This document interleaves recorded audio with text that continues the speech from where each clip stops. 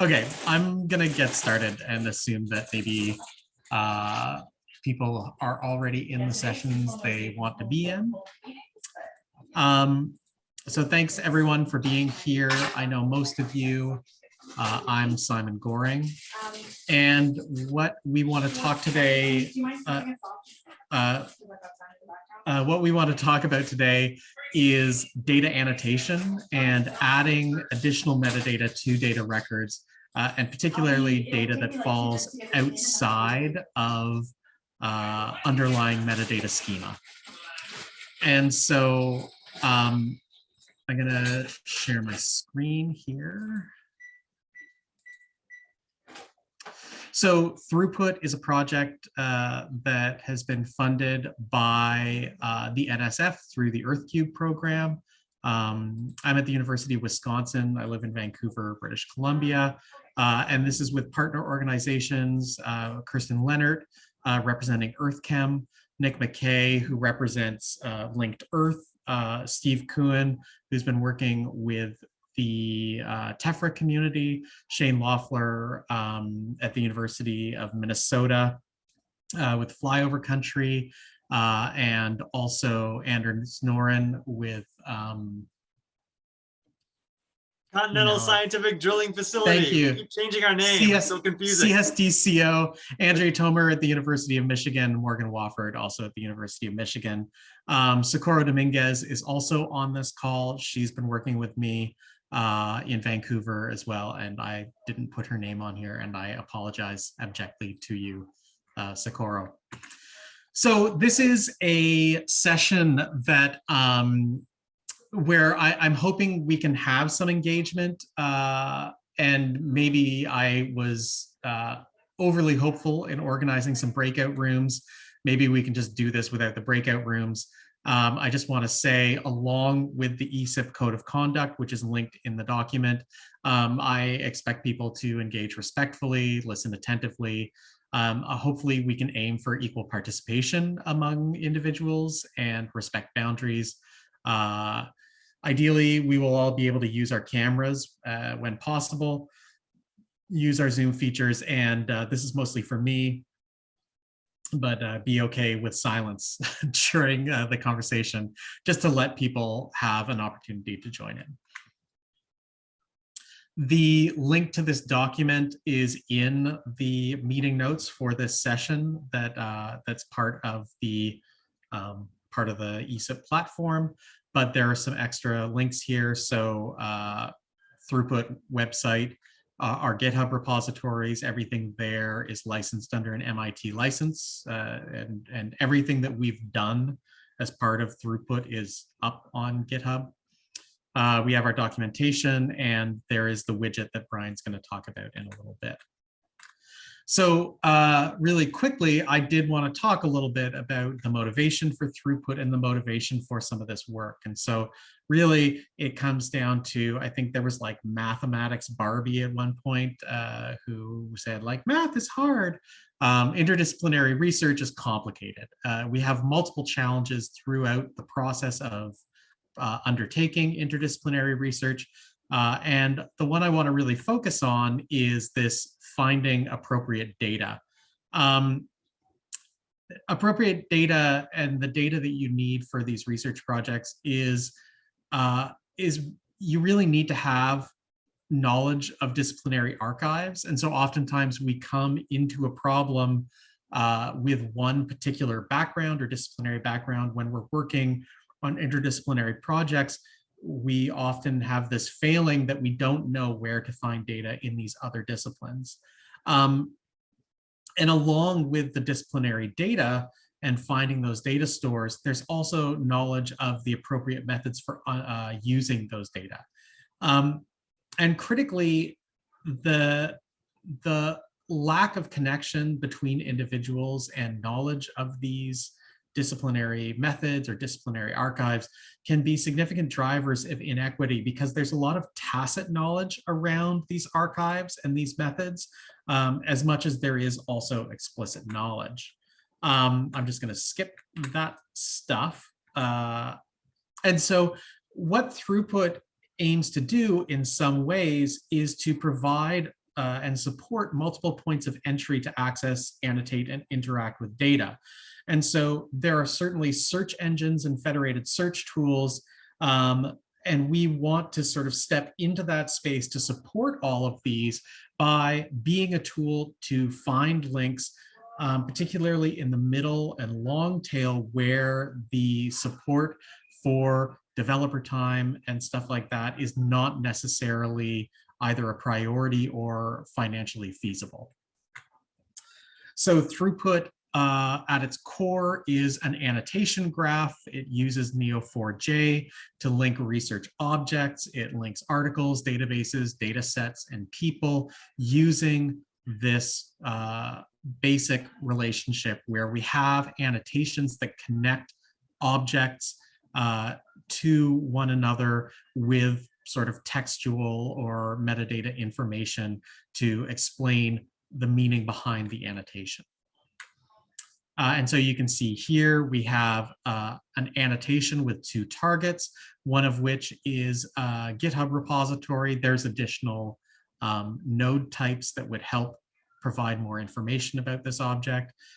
Through an annotation, we have information about the agent that created it, in this case identified using an OrcID, the reason for the annotation, and then a secondary object to which this code repository is being linked. So some scientific article of interest. And fundamentally, the Throughput database is entirely populated by these objects, linking to multiple targets with multiple agents and various secondary information to support explanations about these links. Some of you may have seen this already. I talked about this in the knowledge graph session. So we can look at larger communities of annotations. This is a simplified graph, but effectively, here is an organization, R OpenSci. Here are all of the different R packages that they have developed. And then here are links between individual R packages and other GitHub repositories, other code repositories that leverage those R packages. This helps us understand a little bit better the scope and the range of the impact of these individual tool sets. And so we can link this even further to the individuals who have generated these code repositories, the individual who built this R package, publications that also use the R package, and we can start to build these sort of local communities of impact. So Throughput is a tool to manage links between information across platforms. So it's meant to be platform agnostic. It's a knowledge graph about relationships between these objects.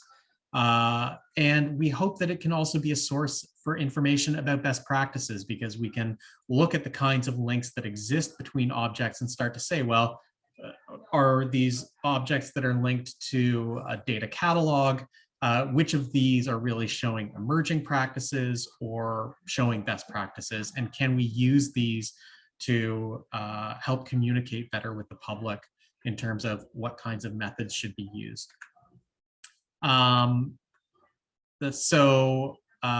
Here are some of the tools that we've been working with. A lot of, and I'm not going to talk about that too much. Okay, so here's finding appropriate data. So data repositories like Neotoma, like Linked Earth, like NOAA paleoclimatology, exist in a continuum of data activities. People engage with these repositories for many different reasons, and we talk about this in our Elements of Paleontology article from 2018. You have data stewards, data accessors, educators, there's external tools, data contributors.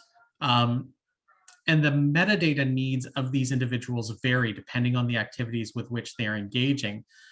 The issue is that the cultural knowledge around the metadata and around data suitability may be siloed. So to the untrained eye, all data may appear equal within a data resource, but there's lots of stuff that goes on around data that may mean that certain data objects are unsuitable. And that may turn up depending on which group is using the data or the use with which the use for which someone is using the data.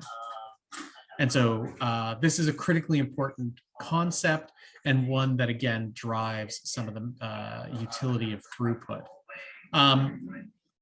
This also gets into some issues of data and inequity and digital exclusion. So this is talking, Mark Graham here in this book is talking more specifically about spatial elements of digital exclusion. I think I'm thinking to some degree about technical and disciplinary digital exclusion as a result of what you know about data and what data you do know about. So this is a figure from Bill Michener's paper in 1997. It's also brought up in Ted Haberman's paper that I link in our document. As time goes on, from the time of data generation, we have this process of data entropy where progressively metadata that is not necessarily directly included in the schema event, we lose knowledge of that. But again, like I said, this is information that is siloed. Oftentimes this is tacit information. And so this researcher, Dr. Awesome III, might know that information, but that doesn't necessarily get passed on to researchers at different institutions or over generations of data users. So I might come in, Doctor Who might come in and say, yep, this site seems totally fine. It's, as far as I can tell, it shows all the metadata I need. I'm ready to use it. We want to, with throughput, facilitate this conversation between this researcher and this researcher over the web to help improve equity within this data use community and to also improve the utility of the data. And so we do that again by creating these annotations. And so the data set may come from the Antarctic snow leopard database. There is some object identifier that recognizes that this data set is contained within that data catalog.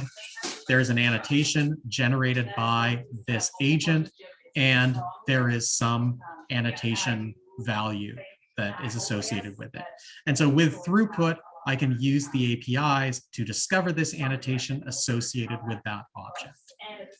And that is what Brian Grivna is going to show us. That work basically resulted in the generation of a widget that is a JavaScript package that basically appears as an HTML tag that can get added to any database that is contained within throughput. We use the re3 data identifier for these databases to uniquely identify the data resource. We then have an identity, a unique identifier and an associated type. So this may be a DOI, this may be in Neotoma, we identify data sets at multiple levels. And so this would be, we could have a site level identifier, and you can link an Orcid client to it as well that would allow individuals to interact with the widget using Orcid. All of these with throughput, everything is served up through APIs. And so all of these annotations are available. So you can search for all annotations associated with the Neotoma paleoecology database through an API call, and you would see everything that's been annotated there. So this even works, this works even if the database does not actually have the widget installed. And we're working on the UI for that tool to add those kinds of annotations. It's all driven through an API using Orcid to OAuth. For the OAuth system, you can get or create or post annotations. Again, Brian will do that. And you can see here's an example of the widget in action. So one of the things that Throughput really tries to do is not store all sorts of metadata. We rely on PIDs and metadata from other resources. So Throughput is really built to think about these links rather than storing all the information. And so we link to things like schema.org, Orcid, Crossref, DataSite, GitHub and read3 data to help add additional context and metadata to the resource. So that's where we are at. I think if I remember what my schedule is. How am I doing? Oh, I'm ahead of time. Okay. So are there any questions right now? And then we'll go into the group work section.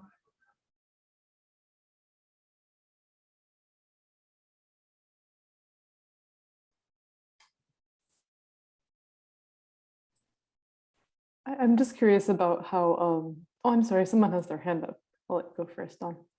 No, go ahead. You started before I could figure out how to raise my hand, so go for it.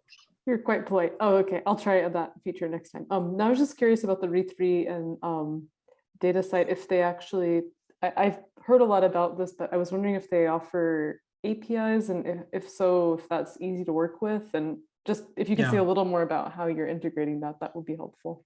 Yeah, so we use the APIs for both. And so there are very specific things we look for in the APIs for each one of them. So we leverage the read3 data API to discover new data catalogs that have been registered there, pull in things like keywords and subject headings, and look for contact information there as well, so we know who to reach out to if we want to. And then with DataCite, we can pull in additional information. In particular, we're looking at pulling in ORCIDs. We're also looking at pulling in funding information where that is included in the metadata schema. And then both DataCite and Crossref have related to tags as well. So in certain cases, we can actually start building out the graph that way as well, and leveraging that information. Don? So this is really interesting, and I'm curious about how this all works, and look forward to learning more about this tool. But my question is really more about going back to that entropy slide that you showed and that Ted mentioned in his paper and that discussion. That works for a while to have this information in the system and be able to connect to the actual person who might have left an annotation. But I work at NCEI, and I've been looking through papers that have been unearthed for data that we got in the 1960s and the 1970s. And there's a lot of annotations in that paper that nobody's looked at probably for 20 or 30 or 40 years, maybe. But none of those people are around now to ask about any of that information. And so what are your thoughts about how this will continue to be available in 25 or 30 or 60 or 80 years, when we may suddenly discover that this Anderson pond that we were just talking about in your example is actually like the key to the center of the earth or something like that, Right. I mean, how do we get back to this over the long term, I guess, is my question. Yeah, so I think part of the motivation for having the annotations linked to ORCIDs is, one, so that we can connect and talk to that person, but it's also so that we can, we're effectively talking about something that is looking to potentially crowdsource this information. And one of the challenges in big data is veracity, one of the 4 V's. And so sorry, for British people, I think I just held up my V finger in a very rude way. But one of the things we can use with ORCIDs is we can validate the amount of trust we want to put into that person, given their record of engagement with a scientific subject area or something like that. And certainly, I think there are 2 elements to, and maybe I'm rephrasing this, but there are 2 elements to what you're talking about. One is just fundamentally uncovering those annotations, those notes that people make about the utility of the data set or issues around data, And so one of the other examples that I often talk about with Anderson Pond, for example, might be that, yeah, this data set is perfectly useful for doing some sort of pollen reconstruction if you're a paleoecologist. But when you start doing quantitative analysis with it, some counts in the middle might be abnormally high for very normal reasons and wind up being outliers in a PCA analysis. And so for the purposes of studying it, to find a tunnel to the center of the Earth, it's great. But for the purposes of studying it within the context of a PCA, someone has found that it's less useful. And so we can preserve that information as well, that information that falls outside the underlying metadata schema for Neotoma. So it's, yeah. So it is, so there, yeah, I mean, I absolutely understand, you know, the context of your answer. I guess I'm just thinking about what are the mechanisms you have in mind as a project to make sure that this project continues to exist and that these annotations continue to be available over the long-term life cycle of the data that they are annotating. Because those data, you know, are useful maybe for 100 years. And what are you thinking for the long-term retention of those annotations along with the data? Right. So so this is we're still in a pilot phase right now. A couple of things that we have been doing is we have been working directly with Research Data Services at the University of Wisconsin. So we're very closely embedded with them.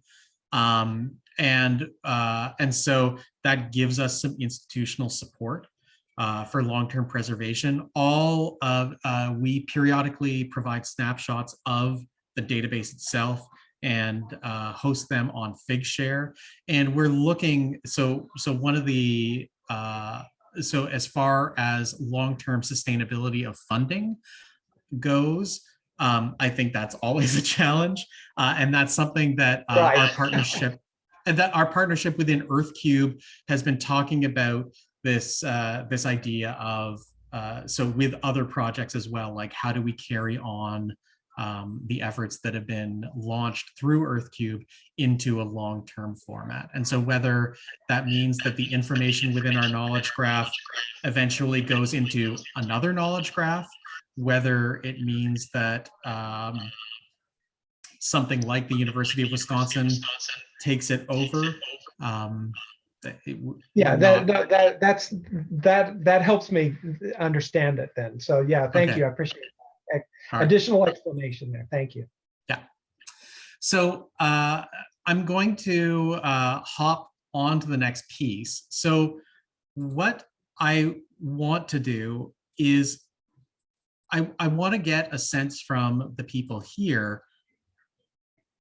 I want to give you all a sense, I guess, of this challenge. And so one of the things I'd like to do is there is in the document link associated with this workshop or with this session, I'm just trying to find that.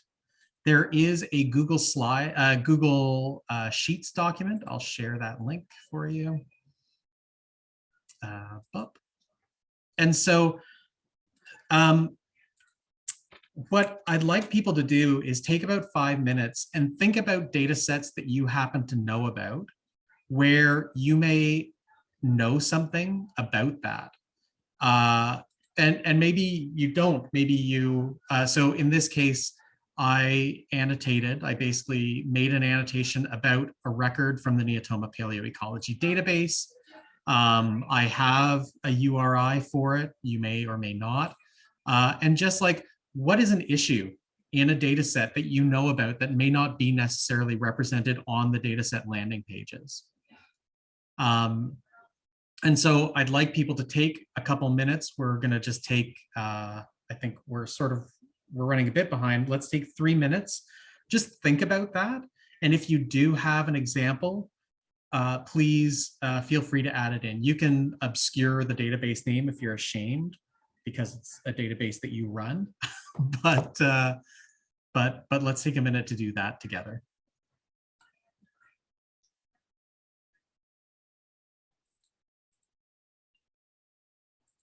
Where's that link, Simon?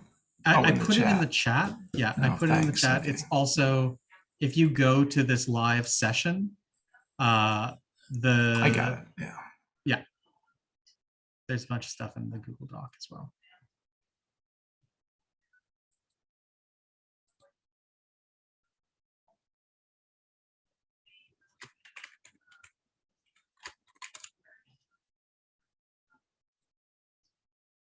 I'll start putting other people's names in there if they don't do it.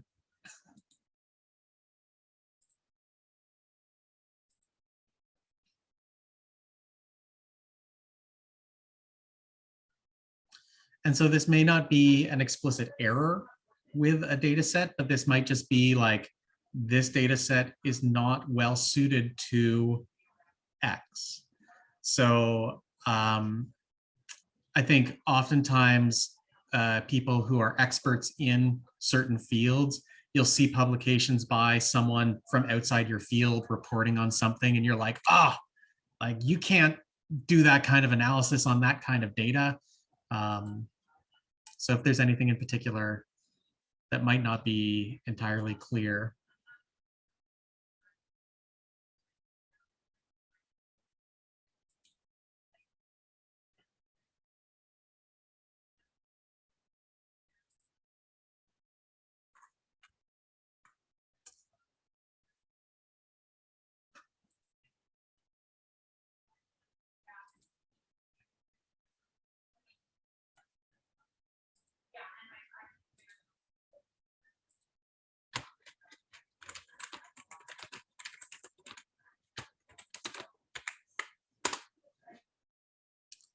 Okay. Thanks, Brian.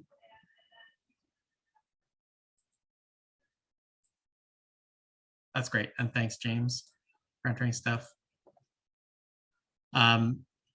You're certainly welcome to come back and add things in there. I think part of the hope here was to just get us thinking about what kinds of issues we might find in data sets. I'm going to pull up the next part of this session now. There we go. So the next part of this session is going into some breakout groups. I think we have, how many people do we have in this session? 13. Okay, so I think, is Annie still here? Is she? Yep. Okay, great, thank you. So can we get 3 groups and one group will have 5 people? Oh, I guess 3 groups of 4, you don't have to go in, but you're certainly welcome to. However you want to do that. So we're going to spend the next 10 minutes in these breakout rooms. I'd like you to take 1 minute for introductions. And then each group has 3 questions. And so if each person can take one minute per answer, one of you will be the timekeeper just to make sure you're on time. And that will be the person who studies the largest object. And then one person is going to be the recorder. And that person is going to be whoever used a hammer the most recently. So in that minute, figure out who you all are, who's studied the largest object, who's used a hammer most recently, and you will be answering these 3 questions. So with regards to individual data sets or data catalogs, how do you learn about the data issues around the data that you want to work with? How do you report data issues around the data you want to work with? And then if you are a data manager, how do you actually address those data issues? So those are 3 separate questions. And so when you get into your breakout group, take a look at your room number, go to that slide, and one of you will be doing the reporting, one of you will be doing the timekeeping, and then everyone else will just be taking a minute each to answer each of those questions. Okay, is that clear to everybody?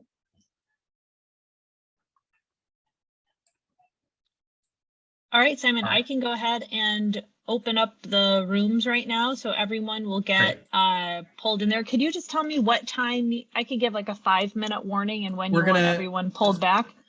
So this is going to take 20 minutes. So if we do this, okay. if we come back at 4:50, that'd be great. 50. All right, awesome. I'll open up the rooms right now. So how was that for people? I mean, I thought it was okay. So group one was Doug, Catherine, and Brian. What sort of things came up in your working group? Well, we're all sort of data managery, software-y, developer-y types. So I mean, for us, yeah, I mean, the primary way we learn about data issues is either when external users report them through the various mechanisms our organizations have, or we discover them ourselves, or through colleagues and what have you. As Doug mentioned, there in some cases automated validation systems report these issues.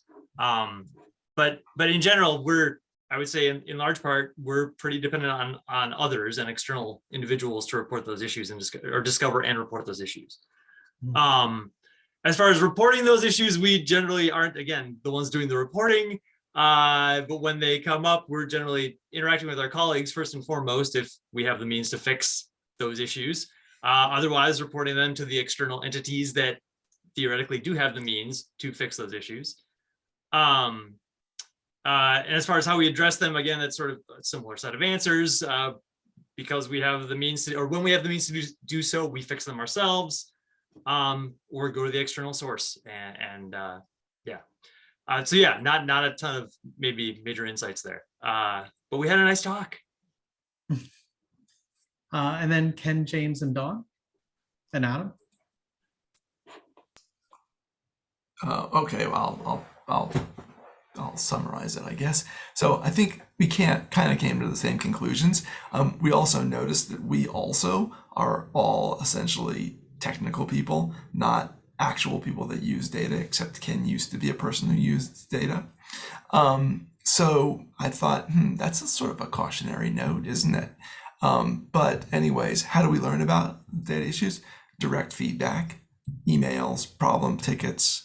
But we also sometimes use the data systems ourselves, particularly in Ken's case. I do it sometimes as myself as well. And you notice things. You notice, oh, this isn't quite right. And we report them by generally reporting the issue to somebody else or putting an issue in a database, help desk, a ticket system, source code control system like Jira, GitHub. Those are places where issues oftentimes wind up. And then we resolve the issues using triage, and we try to get back to the people that initially created the data set, try to get it fixed. Sometimes it's a feed forward issue. You tell the end users, well, you have to change the way you're using things. You have to change some of the software you're using, for example. And we did have a couple of other comments. Not only are we all kind of involved in the technical end of data, not the use end of data. So that's cautionary, but also Adam, I think, said that, a lot of times they want to put an annotation in their database, but the database isn't set up to allow that. That's a little frustrating. So that's where we ended up. I'm glad to hear that, because I feel like that's super important for throughput. Does Sarah or Steve, do you want to summarize our group? I guess I took notes, so I'll jump in unless you want to, Sarah. Anyway, I think I've heard kind of the same kind of discussions. Learning about data issues, a lot of, in some cases, was through anecdotal information for long-term data sets where they've been curated for a while, and people are aware, at least in the in the data repository, know about certain problems, and these are communicated by word of mouth. But also feedback from publications, discussions with colleagues, also validation during upload processes, or as Jim mentioned, basically using the system ourselves. In my case, looking at the metadata we've got, noticing issues. How do we report them? Ideally, you have some contact information for the original source of the data that you could contact to fix. lacking that, which is not an unusual situation, we use things like issue trackers to notify things, Slack notifications, email to the curator for the source of at least the most proximate source of the data you can get. How are data issues addressed? Well, for data that are being used for analytical work directly, generally, in Socorro's case, basically fixing the errors locally to enable the analysis and try to figure out the problems, but also going back again to the most proximate source of the data you can and pointing out the problems and hoping that they can get fixed at the source. In other cases, the aggregator compiler can fix problems, but that works as long as you're not reharvesting, in which case you have to preserve those fixes somehow or make sure they propagate. Anything else, Sarah or Socorro or Simon? That's group 3, the superstars. Okay, well, great. Thank you very much, everyone. And I appreciate your contributions. I think it's interesting because we were the only group that had people who were heavy data users, I guess, with Socorro and myself. I've done a lot of large sort of systematic pulling from multiple data sources, as well as building or working with data sources. And Sarah's working with some really interesting data resources as well, like natural, more social sciences, but also sort of curatorial, like collections, I guess. So I think the next piece here, we're like 5 minutes behind, but I think Brian is now going to present and talk about the actual Throughput widget and how that works and connects to Throughput and individual data resources. Yes, that is correct. I'll try and go as fast as I can. No, you're fine. There's a bunch of buffer time built in, so you're okay. Okay. Very good. I've met some of you, but not all of you. My name is Brian Grivna. I'm the application developer at the Continental Scientific Drilling Facility, which used to be CSDCO. And LACOR, our name has been changing a lot lately. Hopefully it will remain the same for a while. Anyway, I will share my screen here for starters.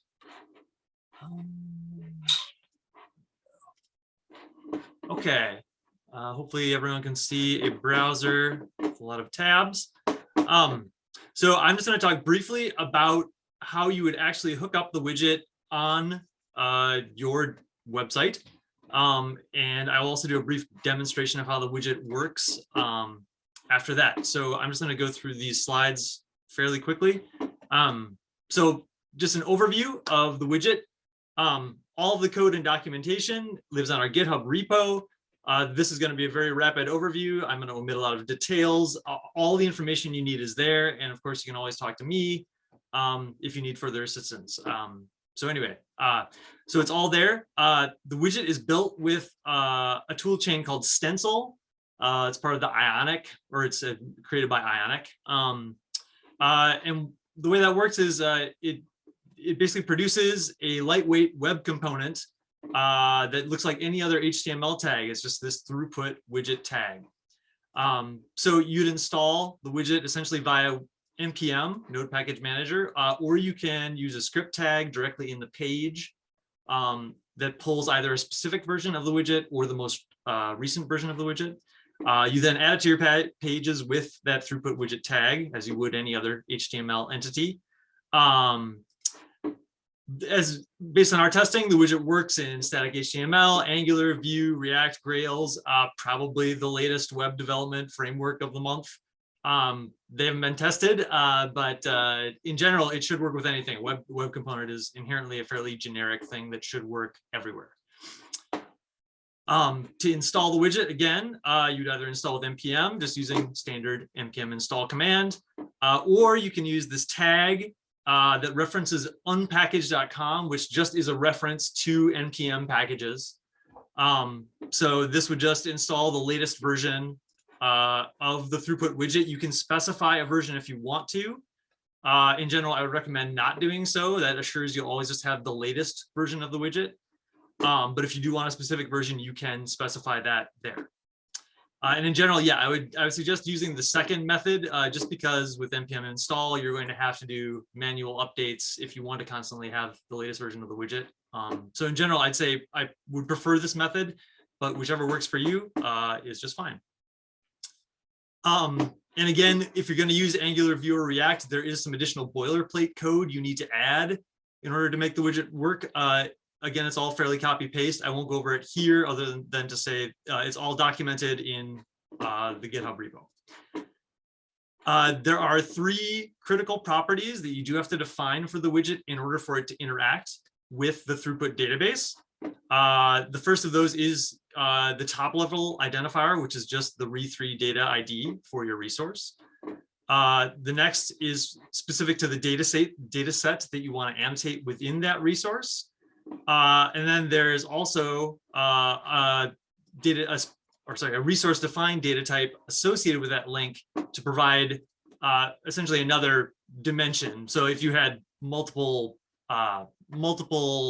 entities that had an ID of 555, using the additional type would allow you to distinguish those two things. If you don't need to use that additional type, you could just put in sort of any dummy character, any dummy string, whatever. It doesn't matter if you don't need that. But that property does have to be included. So you could just say additional type equals foo or something like that. So those are the 3 critical properties that you'll have to define for the widget to work with a throughput database. Sites can also customize the widget's appearance with some simple CSS tags. Again, I'll demonstrate that in a moment. So you can customize it to your site's look and feel. It doesn't have to, or yeah, it's not just fixed.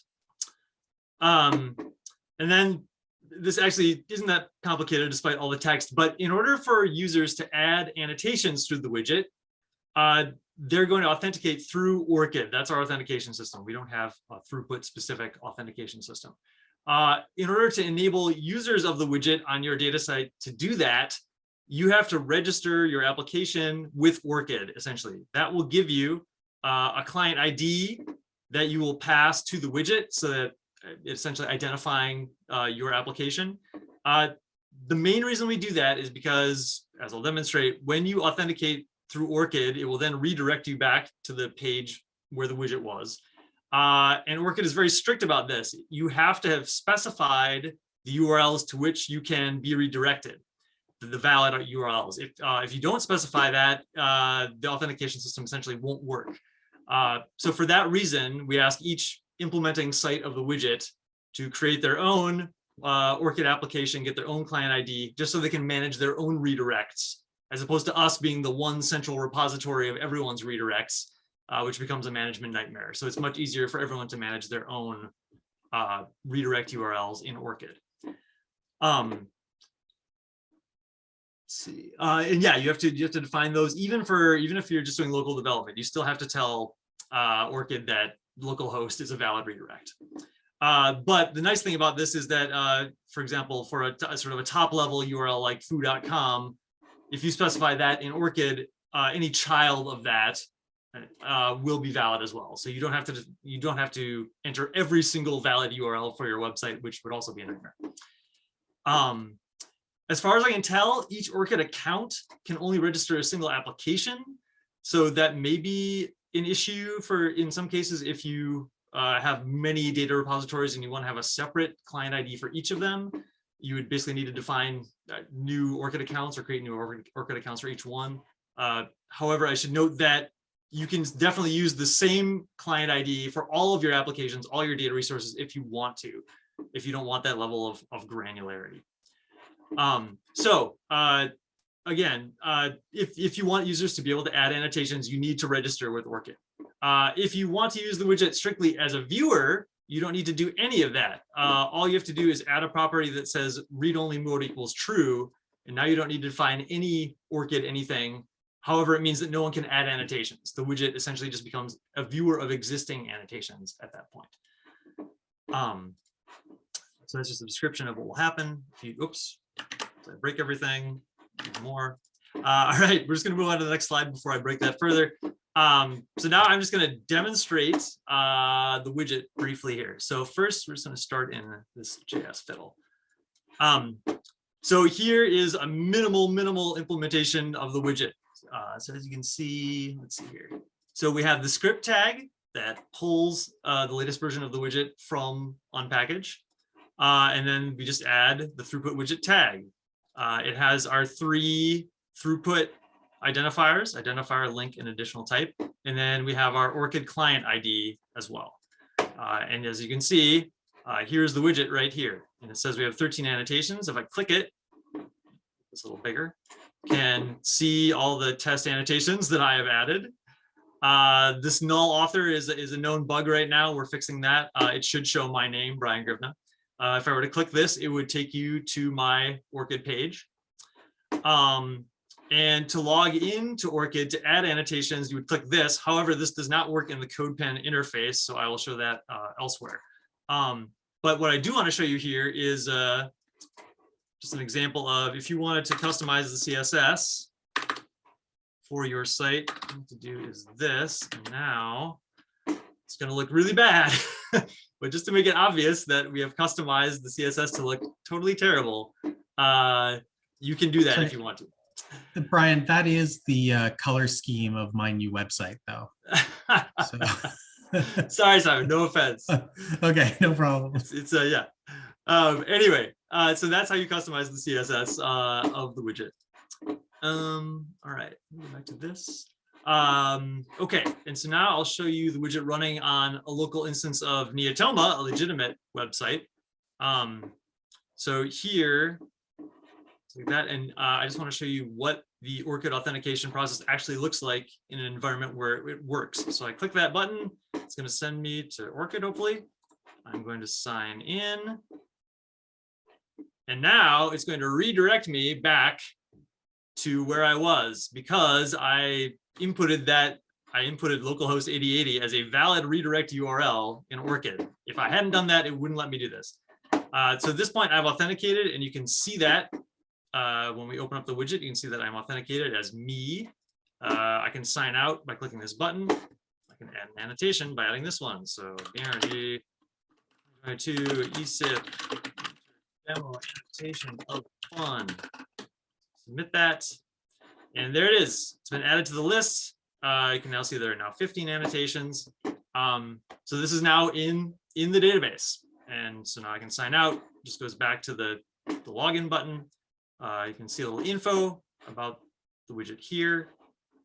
And that is pretty much it. The only other thing I wanted to emphasize was that, so this Neotoma site, this is a Vue-based website. And I just wanted to point out that, so here, to dynamically insert the link for this page, which is 1114, is sort of the ID of this data set. This is the Vue specific syntax to do that. So this link.prop is, and then this is where we substitute in that 1114 for that page. There's a very similar syntax for Angular and React, as you all know. But yeah, that's sort of the only difference between doing this in Vue or a framework versus just static HTML, where you're just going to manually or hard code 1114. And I think that is it. So again, just all the documentation and examples and more are on the GitHub repo. Please log issues or send us pull requests. That would be awesome. Certainly there's some cleanup to be done with the widget, and we'll continue evolving it. But at this point, it's in a fairly stable, usable state. Please contact me with any other questions, or if you need any assistance. And that's all. Are there any questions about the widget from a sort of more technical standpoint?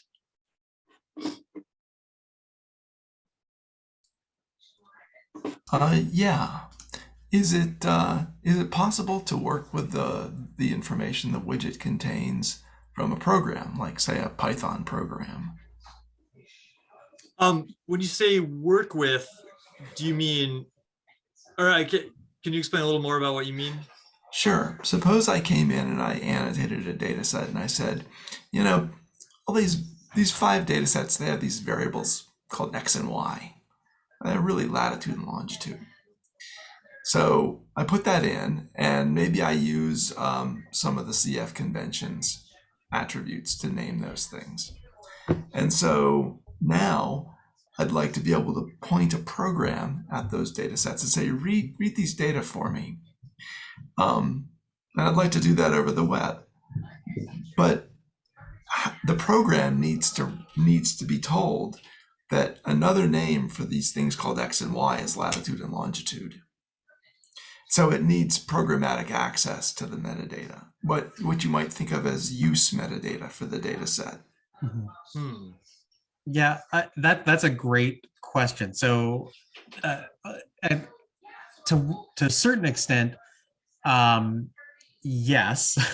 To a greater extent, no. So everything is accessible by APIs.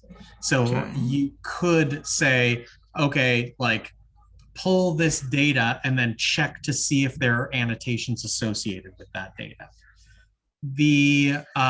And so that's the yes answer, because all it is a URI to get the annotations. You just go to throughputdb.com/API/ you give the CCDR, you give the code, the data repository ID, and you would be able to see those annotations for those data sets.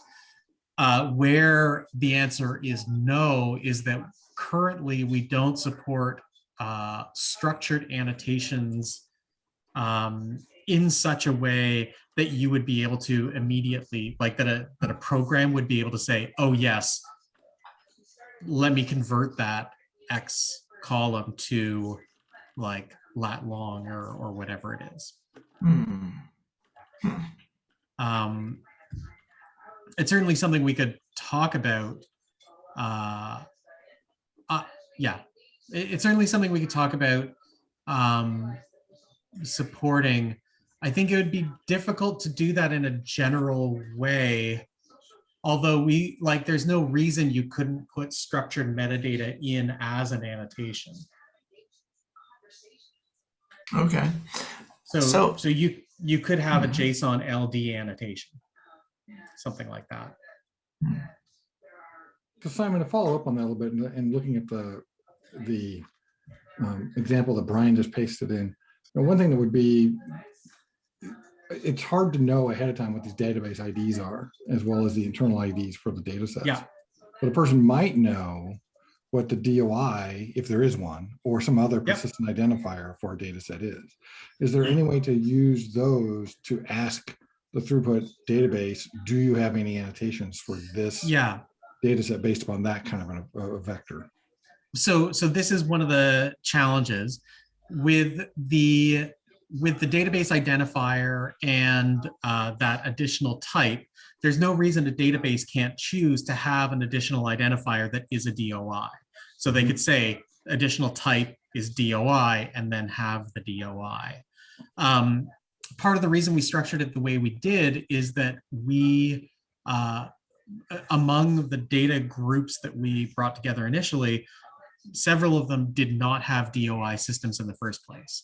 And so, and we also want to be able to use this system across a broader range of data resources where oftentimes support for DOIs is not built into their systems. Right. So this does support DOIs, and we can certainly do that.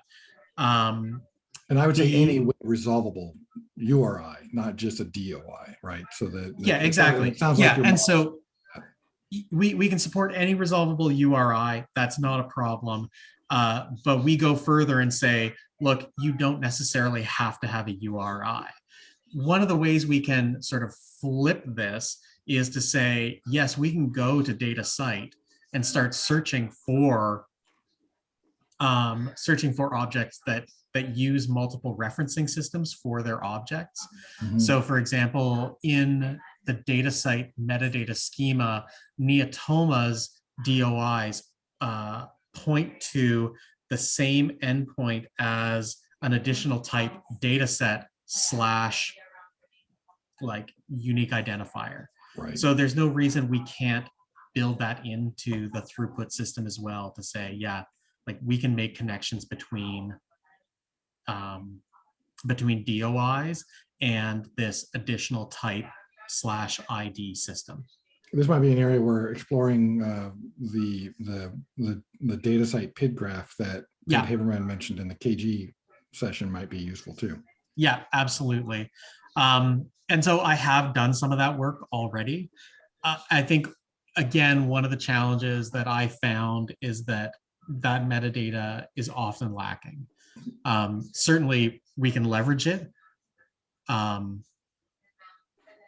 it is a challenge. That's all.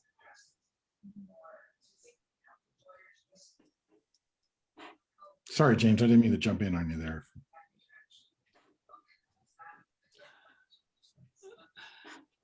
Remote meeting faux pas. So yeah, no, that's fine. So there was another thing that popped up in our group discussion, and maybe didn't quite make it to the slide, but suppose you're doing this annotation and there's some piece of information in the data set, and another person comes along and they say, you know, that stuff about this data set, it's wrong. Mm-hmm. It's not right. And so they correct the data set. So do you try to arbitrate? And of course there's a data quality issue here, right? Mm-hmm. I mean, if this might be an improvement in quality, or the person who's saying that the data set's original assertions that it makes, the person who's saying those are wrong, that person might actually be wrong. Yeah. Yeah. So annotations are objects and can be annotated themselves. Okay, sure, that makes sense. And so we can have threaded conversations. I think the arbitration comes down to, so honestly, the arbitration is something that thought about but haven't fully worked out because it's certainly challenging. And I think that one of my hopes is that using Orcid as an identifier within this system allows people to operate on their own sense of veracity in terms of who is right and who is wrong. Certainly, it sets up the potential for inequity between like a grad student and someone who's invested in their data set being perceived as correct. But then also data managers can pop in and say, hey, thanks. You know, I can annotate an annotation and say, thanks, we've corrected this and the data object has been revised. Yeah. I mean, so, you know, that whenever we talk about data annotation systems, this issue comes up. 100%. Right. It's just like when you talk about open data, there's a whole set of issues that always pop up. We don't need to go through this, but there is, well, yeah. So I think that the arbitration is a complicated one. And you know that not everyone there are actually bad actors. Yes, absolutely. In the world of online data, now online scientific data, there is, or at least there was at one time, a kind of a micro industry of summarizing scientific work in ways that was intentionally misleading. Mm-hmm. So there's that to think about. But I mean, I think so. Here's my perspective on this. Just say it. I think that this notion of annotation is extremely powerful, and to have it be programmatically accessible is also extremely powerful. Yeah.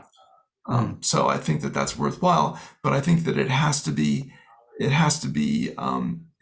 explicit that what you're doing is you're reading data that have potentially been modified with annotations or have annotations added to them. You need to be able to get back to the original as well. And that's easy to do when it's a human being because, you know, we think, but computer programs don't really think, despite, you know, how it seems. Right.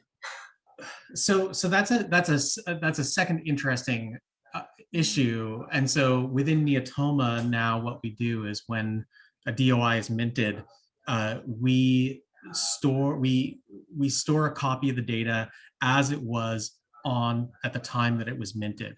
But Neotoma is what we call a living database, because there are so many pieces inside it that as taxonomy changes, so too do the underlying data sets. And so and you know, people edit data and modify data within there.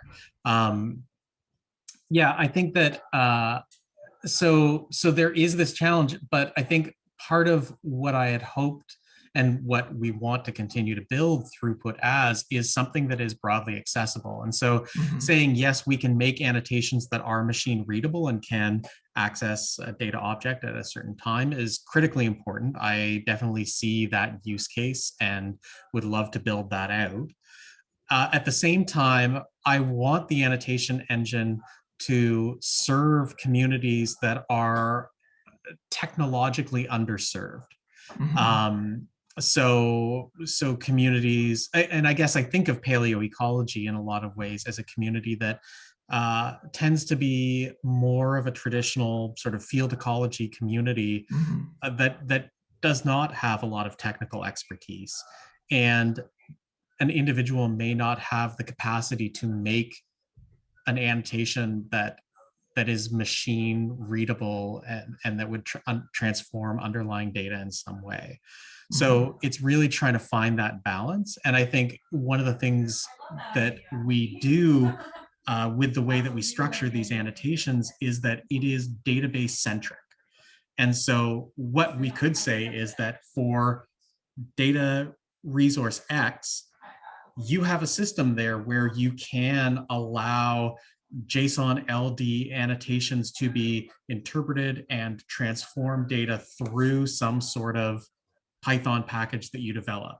But for database Y, where their database is for all intents and purposes a large spreadsheet, they have a separate system that still allows people to interact with those data objects, annotate those data objects, but do it at the technical level of the individuals who are supporting that data resource. So yeah, I don't think that totally answers what you're saying, but I definitely understand your point. And I think what we've really tried to do over the past 3 years is build this technical underpinning, build out the APIs, the widget as sort of a showcase, and now work with the broader data community to start saying, okay, how do we actually start implementing this, and what are the problems that we need to work through? And that actually gets to this last part of the thing. If we were to start saying, okay, like Ken or Doug or Steve or whoever or James, we'd like you to implement this. We'd like you to put this on your data resource. What needs to happen for this to be something that can be included?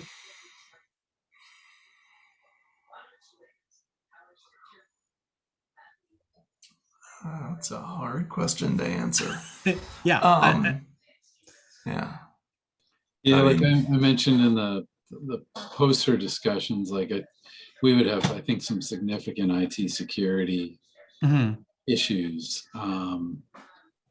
But maybe there, well, and I say that because we always seem to. Sure. Obviously, as you just walked us through, right, the technical implementation is very lightweight.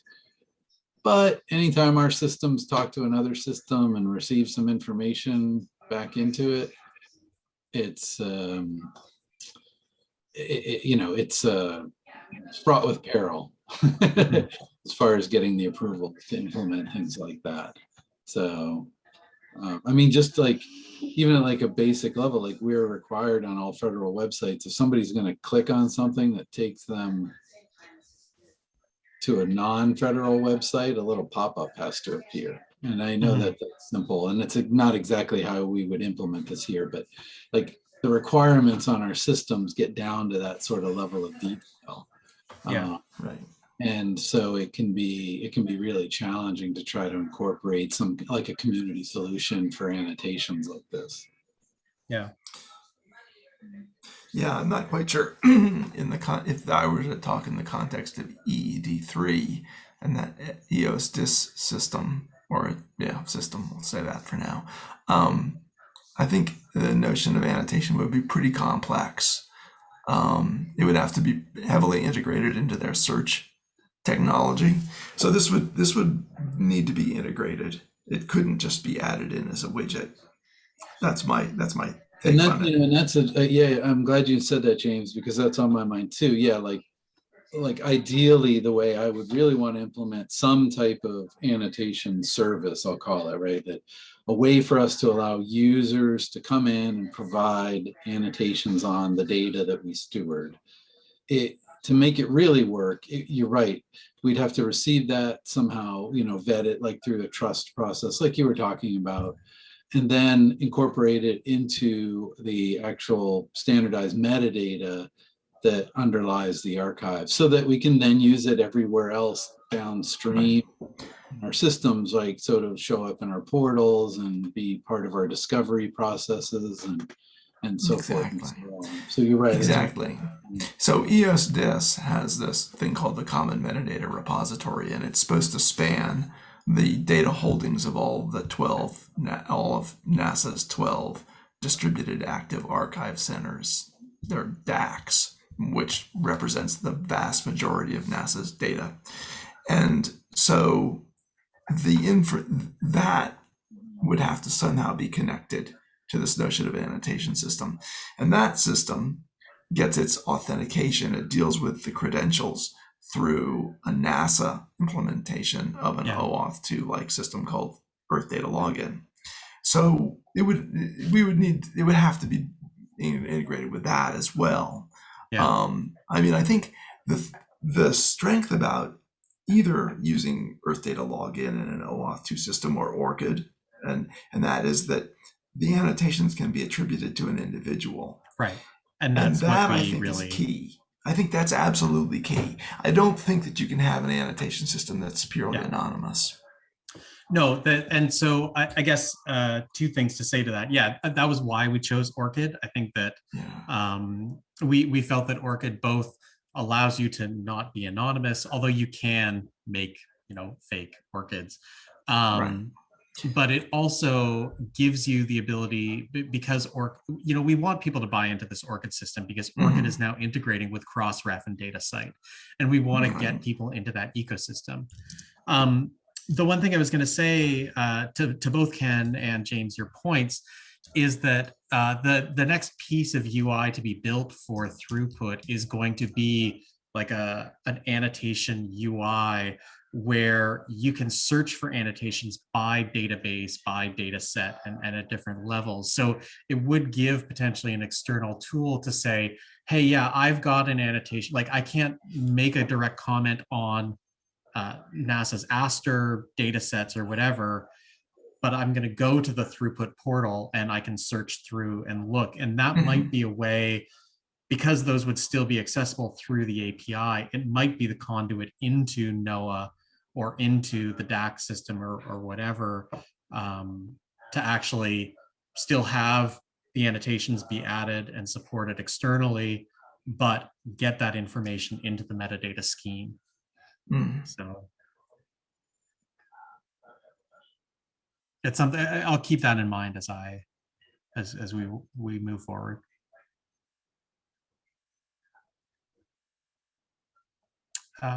So we're getting close to the end here. Does anyone else want to add anything? Okay. Well, I want to thank you all for being a part of this. Thank you for your contributions in the breakout rooms as well. I think all of our slides and everything are shared in the Google Doc for this session. And I don't know, Annie, is there a way to share that link to everybody again? For the Google Doc? Yeah, for this main Google Doc. Other than, you mean beyond putting it in putting it in chat? No, can you just put that in chat? Can you just put it in the chat? Because I can't copy the link. But our GitHub repositories are all there. Well, I can put our GitHub repositories there. Simon, the best way is if you, as a session organizer, you could put some of the links associated with the schedule Okay, yeah, I'll do for that. this Okay. session, and then Yeah. it's out there for the world. So that Okay. might be a better way if you just do a quick annotation. This as was just your- for the people here, and I can link out to other people. But yeah, all the slides, everything is linked in there, and then the slides have links to our GitHub repositories. And if you have any questions, please feel free to get in touch. Thank you very much.